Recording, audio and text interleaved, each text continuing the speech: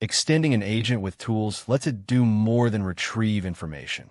It can reach private data and perform actions through controlled access. Internet access improves responses, but it still limits the model to public information. Real agency begins when it can interact with resources it cannot reach directly, like a local database. That is where tools become essential. Agent frameworks let developers build custom tools that act as secure pathways to specific data sources and functions the model could not otherwise use. A tool can query a local database for insights or interact with internal systems to carry out designated actions. This extends the model beyond a standard chat interface and gives. Now build a tool to show how this flexibility changes the agent flow. The task is to find the current stock price and save it into a file. The instruction is adjusted to ask for the latest prices for Apple, Google, and Amazon.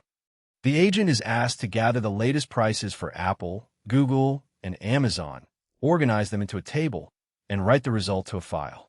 Public stock prices are accessible, but saving information to a file is not a normal model ability. That requires extra permissions and a different kind of skill, so file system access custom tools can be written as standard Python functions. In small agents, the @tool decorator turns a function into a tool the model can understand, including its purpose and parameters from Next. Create a tool that saves data to a file.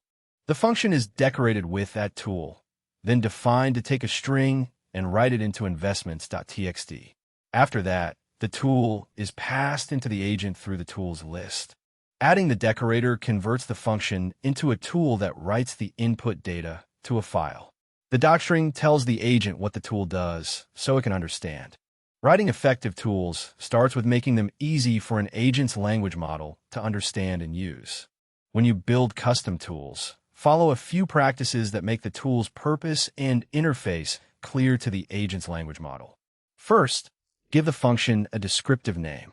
Next, include precise. Type hints for every argument and for the return value.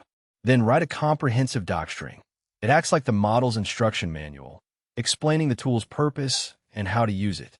Inside that docstring, describe each input parameter in plain language. That tells the model what information it needs to provide when calling the tool. Once the basics are clear, the next question is how to make tools reusable across agents. Tools greatly expand what AI agents can do. They let an agent interact with its environment and access information in ways that would otherwise be impossible. But that power creates a reusability problem.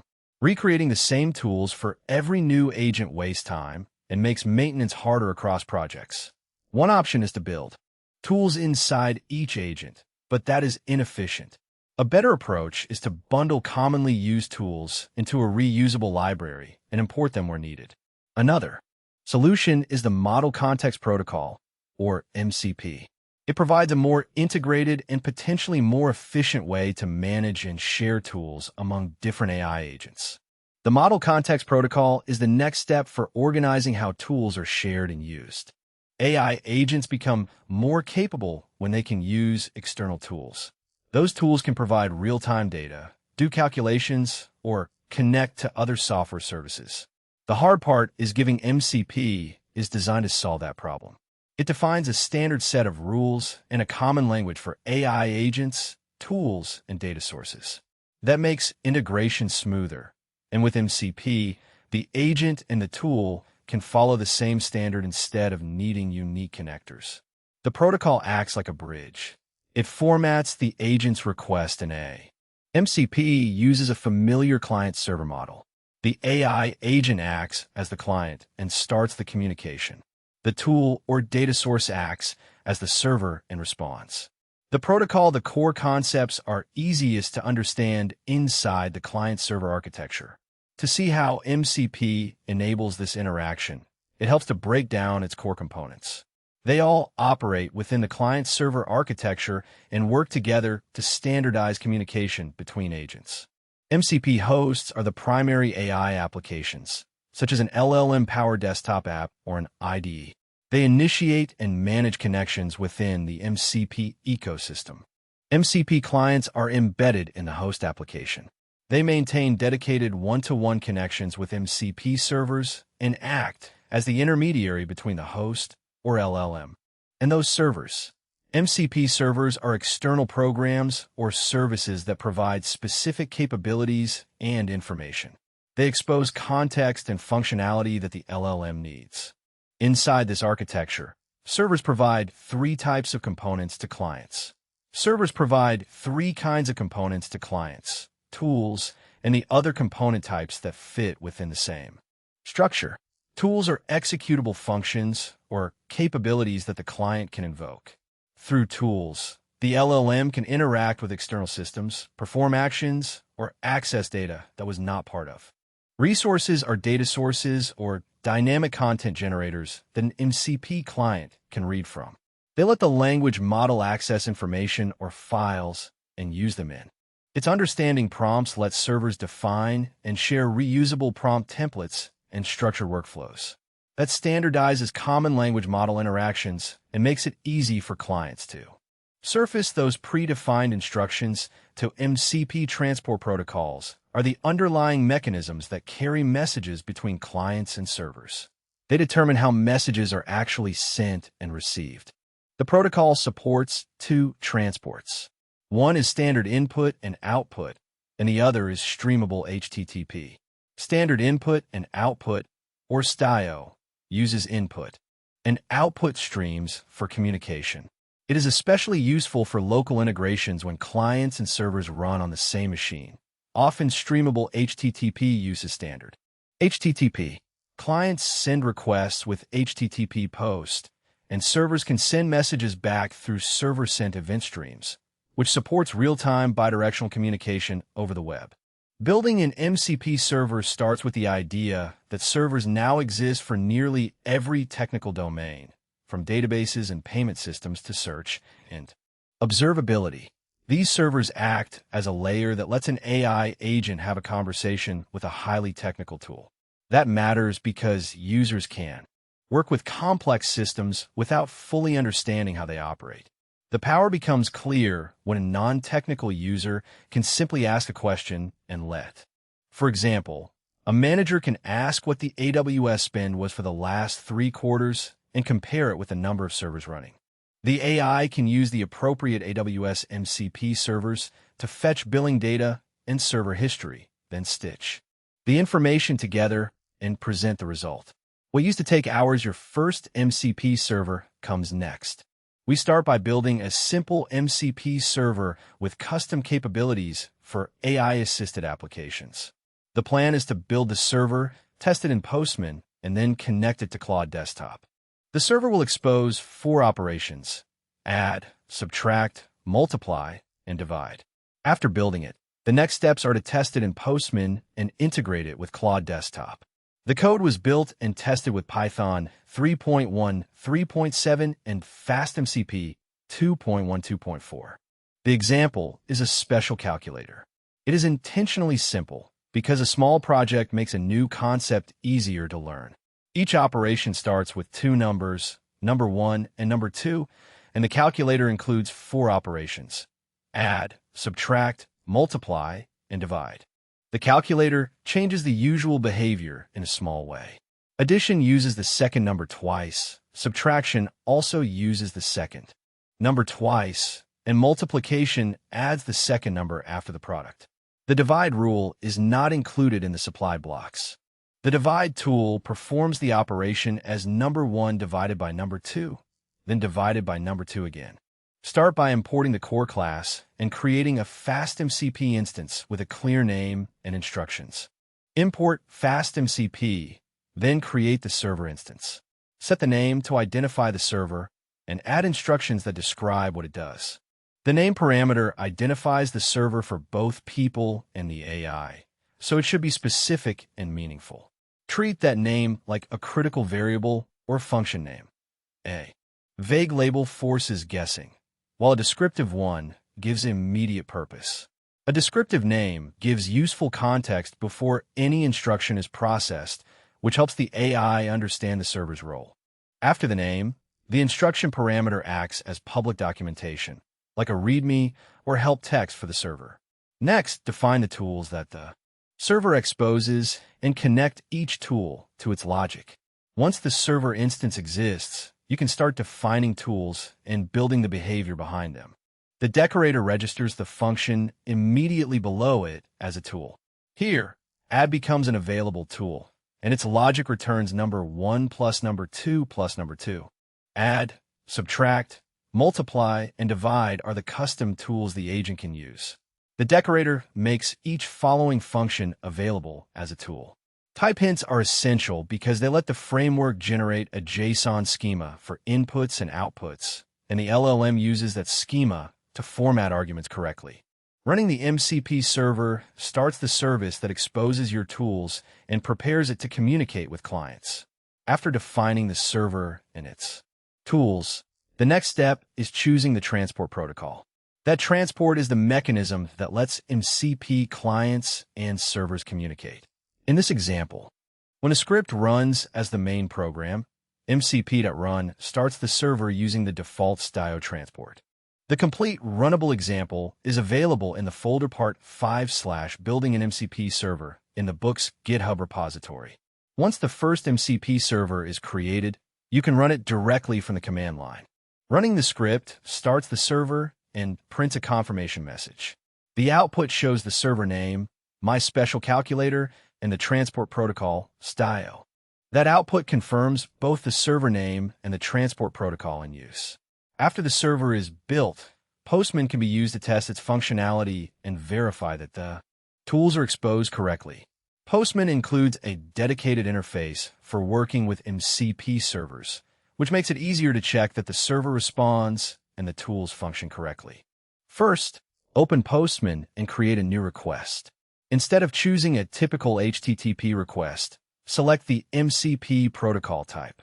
Next, configure the server command in Postman. Enter the command. That runs the MCP server. Select the stio transport protocol and provide the full path to the server's executable script. Here is one way the server was run on the system.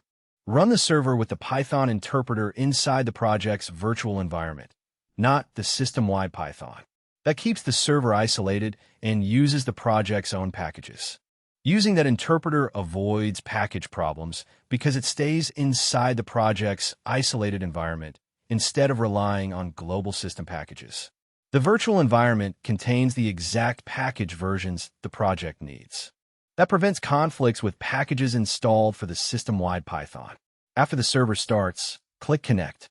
If the connection succeeds, Postman shows the tools the server exposes, including the available operations. Choose one listed tool, and Postman builds a form from that tool's schema.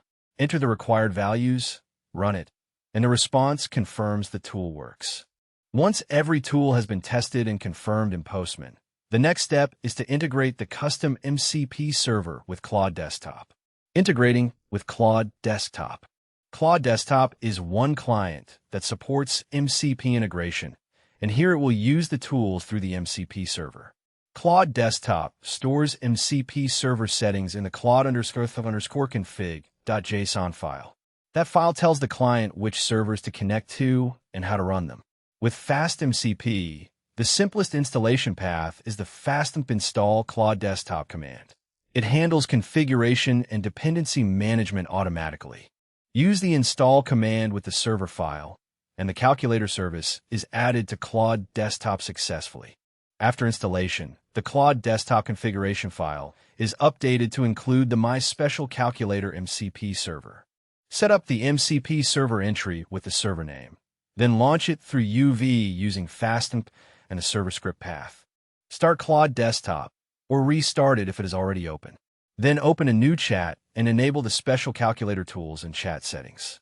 This figure shows the MCP server enabled for that Claude Desktop conversation. Software configurations can evolve, so check the latest Claude Desktop documentation for the most up-to-date setup details. Once the server is enabled, you can ask the AI to perform a special operation on two numbers. Use the prompt, do a special addition of 10 and 10. The calculation appears after the prompt is sent. The result shows the AI calling the My Special Calculator MCP server to complete the request, and the output is 30. MCP transports connect clients and servers using either STIO or HTTP. The earlier server used STIO, which keeps communication local to the same machine and environment. This setup is good for tools that stay local and private. The trade-off is that it is limited to one user and cannot be shared over a network. To make the server reachable over a network, HTTP transport is required. Switching to HTTP turns the MCP server into a web service. That makes it possible to host it in the cloud or on a dedicated remote server. This is the right choice when one centralized server needs to serve multiple clients from anywhere. The conversion is done by changing the MCP.run call to use HTTP transport, bind to all interfaces with 0.0.0.0, and listen on port 8000. Claude Desktop does not support HTTP transport for MCP servers at this time. Now the focus shifts to tools with complex schemas. The earlier server was a proof of concept with simple primitive inputs, like number 1 and number 2, and equally simple outputs. Real systems often handle complex, structured messages on both sides, so the server needs reliable validation for incoming data and a predictable output schema for responses. With that in place, more complex custom MCP servers become possible, including an expense manager. One example is the add_expense tool in my expense manager. Here, an expense Pydantic model defines the input fields. The tool then accepts that model as its input, inserts the expense data, and returns the inserted object ID. If an error occurs, it raises an exception with the failure message. The expense model is used as the input type for add_expense, and that type definition is automatically translated into MCP schemas. When you test it, the tool shows up with the type name expense. That automatic translation is the key idea behind the figure caption here. The shift here is from AI as a thinker to AI as a doer. The goal is agency, the ability to move beyond chat and search, connect to private data, and carry out real actions. Custom Python tools showed that docstrings and type hints are not just comments. They act as the instruction manual the model uses to understand what a tool can do. To make tools reusable instead of fragmented, MCP provides a common language for connecting agents to tools and data sources. FastMCP was used to build a custom server. Postman to Next, there are frameworks and resources to explore for continuing work with agents and MCP. Google ADK is one option to explore. FastMCP is another resource for building with this approach. FastAgent AI is also listed as a useful framework to look at. For broader compatibility, the MCP client list shows apps that support these integrations. The exercises focus on building a local tool and then refining how it is described. First, build a tool for a specific local task, such as reading a specialized file format or querying a local database. Then change the tool description and watch how even one sentence in a docstring can make the model more or less accurate at choosing that tool. Use HTTP transport to host the MCP server, then connect to it from a different application or environment.